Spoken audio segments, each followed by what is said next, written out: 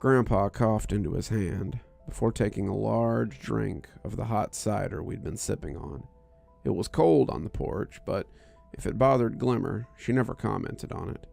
The snow was coming down out in the yard around Grandpa's modest home, but we were bundled up under the overhang, Grandpa looking like a small bear with all his furs and blankets. I didn't much care for that cough.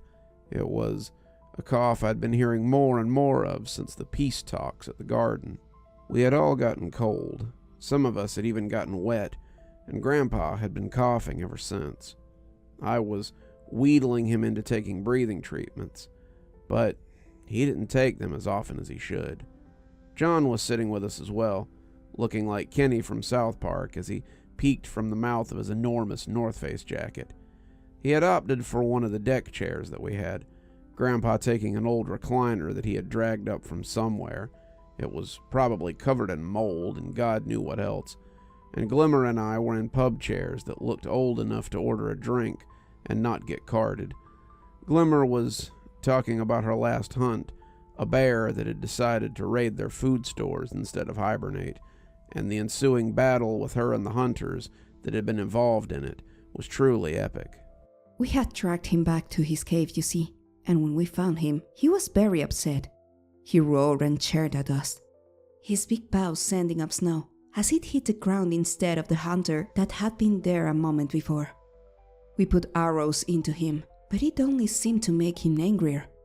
Agrino, one of my old friends, put a spear in him, but the bird turned and swept him to the ground, falling on him with tooth and claw.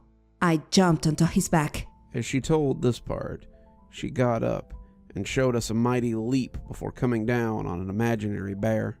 And stabbed it with my knife. The other hunters were on him then too. Clubs and knives and spurs went to work, but this was a total bear.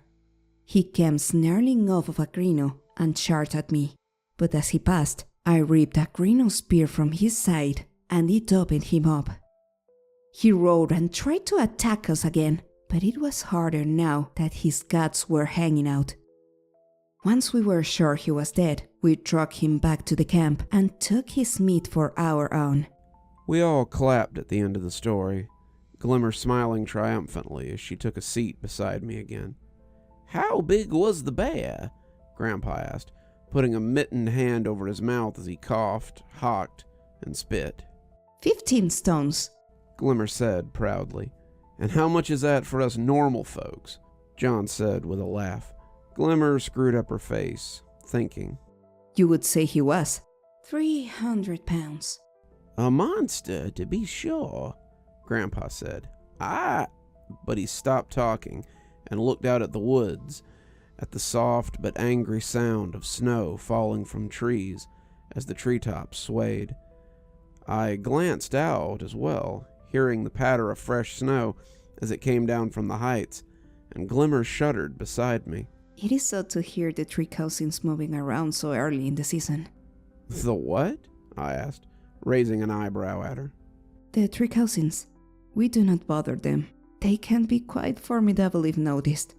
"We call them the hide-behind," Grandpa said, and I saw John do a little shudder of his own.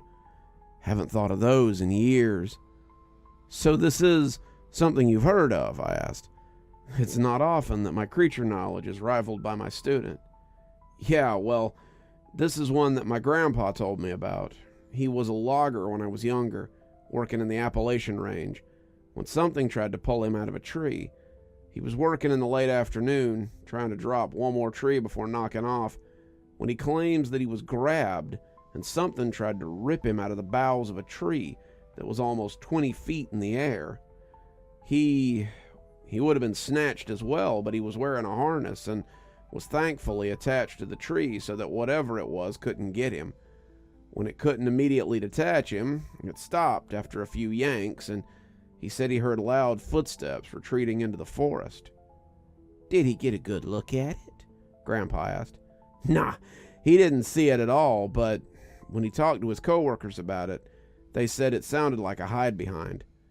One of his coworkers, as he described it, was from the reservation and knew some of the old legends. He told my grandpa that he was very lucky and most people didn't come away from an encounter with the hide-behind. He wasn't wrong.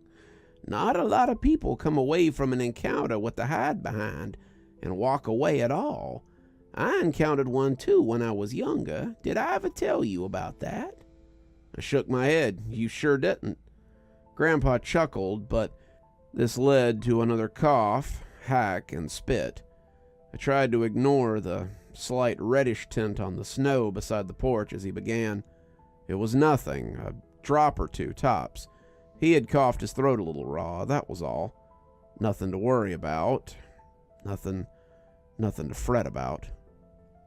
It was 1979, and your mother was about 4 years old at the time.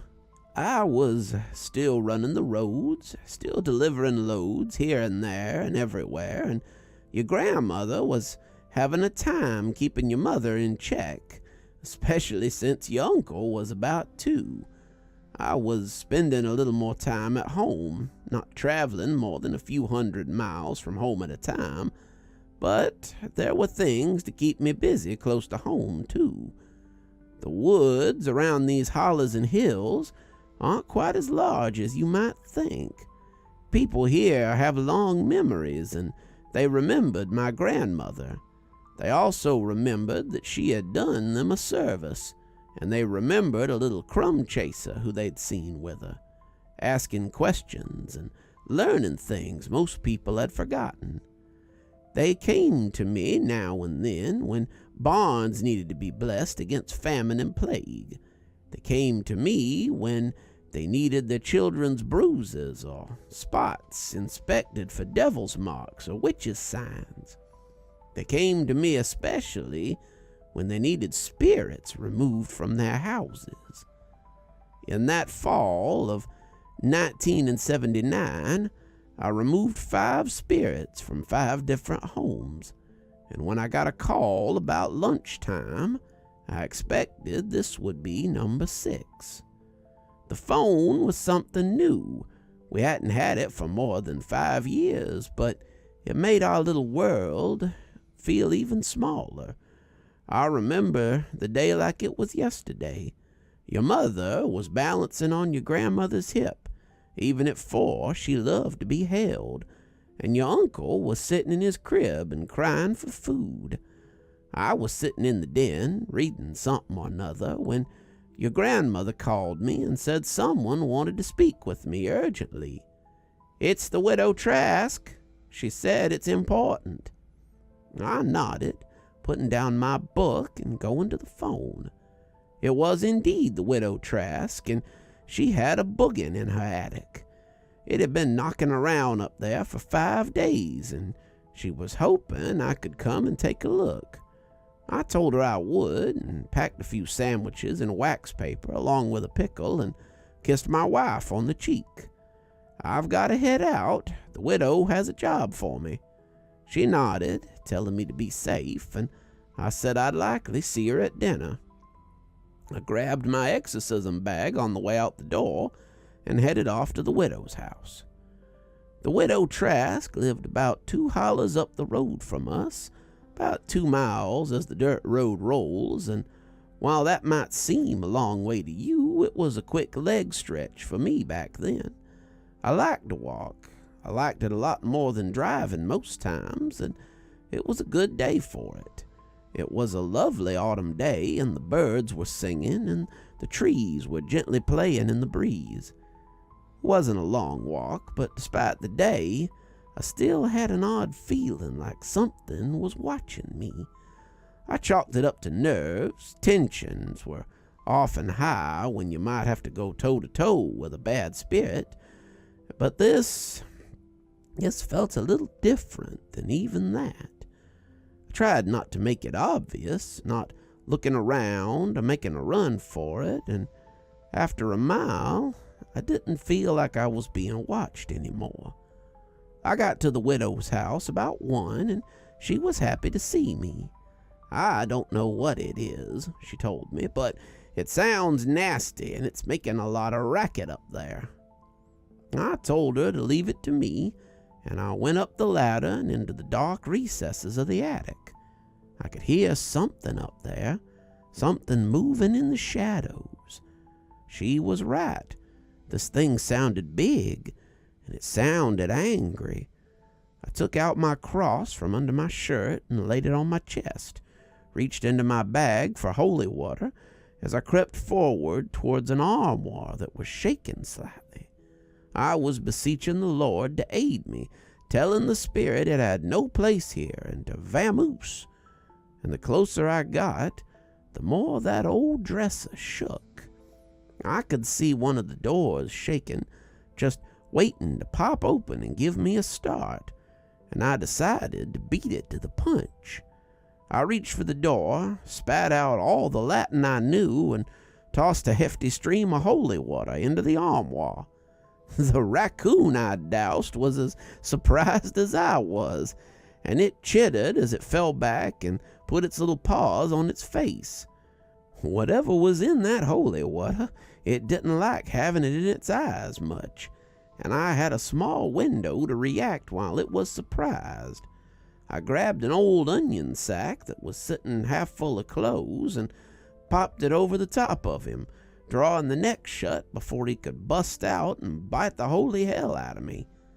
I came downstairs panting, holding up the bag and telling the widow that her attic was clean. "You caught a spit and an onion sack?" she asked, mystified. "No, ma'am. I caught a raccoon, though. Looks like he was getting up to mischief in there." I set the sack on the back porch and went back up to the attic to look for roof damage.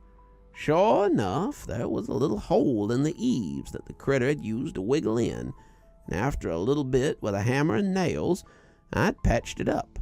I looked for other holes in need of patching, but that appeared to be the only one. The widow offered to pay me, but Grandma had never taken money for her witchy work, and neither did I. Instead, the widow gave me 3 jars of canned peaches and 3 jars of vinegar salts.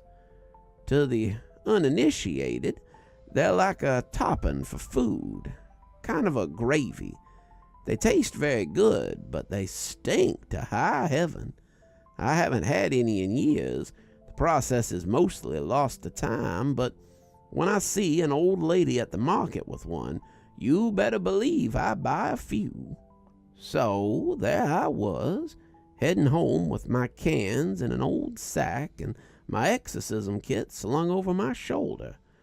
The sun was at that golden point where you know it won't be light much longer, and as I walked, I felt pretty good. I'd fixed the widow's problem, gotten rid of a raccoon without hurting it, and I had 2 jars of pepper salts and 3 of peaches that the wife would love. It had been a good day, and I had forgotten my earlier apprehension as I walked home. I soon remembered it, though, as the hairs on my neck prickled up, and I felt the urge to peek over my shoulder. Something was following me, and it wasn't being altogether quiet about it. I didn't turn around to try to find it, but I could see something if I looked from the corner of my eye. Whatever it was huge. It was tall, 13 or 14 feet, and it seemed to sense me peeking. It was trying to hide amongst the trees, this huge furry thing, but I could see it, and I realized the danger I was in. Grandma had told me about the hide behind, and I realized that this one must be young to venture so close to people. They usually hid in the deeper woods, staying out of sight and getting hikers and lumbermen, and this one had gone into human territory to hunt. It must have been a slim year for outdoorsmen, I guessed. I didn't run, that would only make it chase me, but I kept my pace and headed for home. It got closer as I went, and I was worried that I might not have enough time to get away if it lunged at me. The thing was twice as high as me at least, and its arms looked enormous from what I'd seen. He could pluck me up like a puppy and have me down his throat before I could say boo. I was getting close to home, though, and I was pretty sure that he would lose interest in me if I just ignored him. I was nearly fatally wrong. It was about 10 minutes from the house when I felt something strong and thick grip the back of my shirt. Suddenly I was being lifted up, soaring amongst the trees, and I could just barely see the furry mouth opening to devour me whole. He was even bigger than I'd thought, closer to 15 or 16 feet, and he was intent on having me for supper. I started panicking, reaching for anything that could help me, and the first thing I found was the jars and the bag. I didn't have time to see which one I was grabbing, and I threw it into his mouth where it shattered against his gravel-gray teeth and sent him doubling over in pain. Turns out it was one of the jars of pepper salts, and the smell hit both of us like a bomb. It dropped me, and I landed on my back hard enough to bruise it up. If he'd knocked the wind out of me, I'd be dead. But I had enough wits about me to drop the sack and the bag of exorcism stuff and run for it. I could hear it gagging and coughing behind me as I ran, but it didn't seem too interested in chasing me. I ran until I got to my house and had the door closed behind me. Your grandma asked what the hell had happened, since I was out of breath and scared looking. I told her what I had seen, and she was nice enough to rub my back for me as I did it. I went back the next day, a new jar of pepper salts in hand, but it was all right where I'd left it. The peaches and the other jar of peppers were intact. My exorcism kit was unharmed. I never saw another one that close to the house again, and they stick in the woods now. I imagine the one that got away had a pretty interesting story to tell the others, and sometimes I spread fresh pepper salts around to ferment on the edge of the property. If they mean to make a meal of me, I say make 'em work for it. We all had a good laugh at the end, though I suppose it was a near miracle that Grandpa had made it out alive. And you've never seen another one near the property? I asked. Nope, but I do find footprints now and again. The pepper salts aren't nearly as tasty as the widow's, but they do the trick just fine. We all listened to the sound of snow falling in the woods then, wondering if some hide-behind might not have heard Grandpa's story too, and might carry it and the secret of his successful lack of being digested back to their little group of man-eaters. My interest in making pepper salts had nothing to do with the story, of course, but I still pestered Gramps until he gave me the recipe. Better safe than scarfed, I suppose. You're still here. Thanks for stopping by. Dr. Plague here. Always a pleasure to see all my new and old viewers coming by for another one of my spooky tales. If you'd like to support the show, you can always take part in one of our channel offers through Fume or Aura, or you can just click on another video when they come up. I'd really appreciate it. For our newer viewers, we also have lots of playlists and other things if you'd like to get caught up. I know some of my series have been going on for quite a while. If you'd like to get my latest book, there's a link down below that'll take you to my Amazon page. Towesey Homestead just came out, so if that's something you'd like to get your hands on, go ahead and have a look down there.